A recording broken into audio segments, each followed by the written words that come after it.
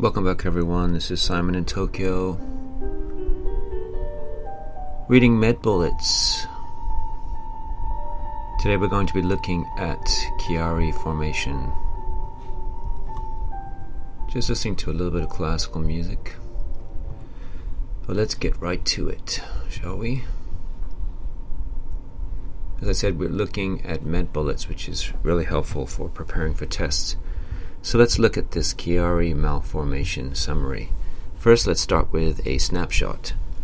An infant boy presents with trouble swallowing, bilateral arm and leg weakness, and stridor. The infant was born to a 28-year-old woman who did not seek prenatal care. On physical exam, the infant barely moves his arms and legs and has stridor.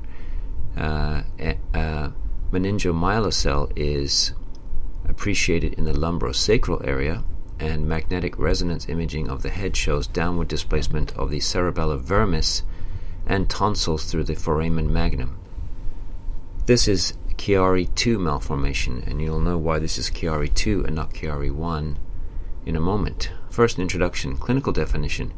Chiari malformations describes a heterogeneous group of neurological anatomic anomalies involving the cerebellum, brainstem, and cranial-cervical junction, along with the cerebellum being downwardly displaced. And the epidemiology, the incidence. Chiari malformation type 1 is the most common type. The pathogenesis unclear, but the associated conditions are meningomyelocele, spinal cavitations, Robin sequence, neurofibromatosis type 1, and Noonan syndrome. So let's think about the two types of Chiari malformation. First, Chiari 1. Findings. Typically asymptomatic in children, abnormally shaped cerebellar tonsils are downwardly displaced through the foramen magnum, and the associated condition is syringomyelia. So remember this in Chiari 1, the cerebellar tonsils are downwardly displaced. Now listen to the difference in Chiari 2, which is also called Arnold Chiari malformation. Findings, typically asymptomatic.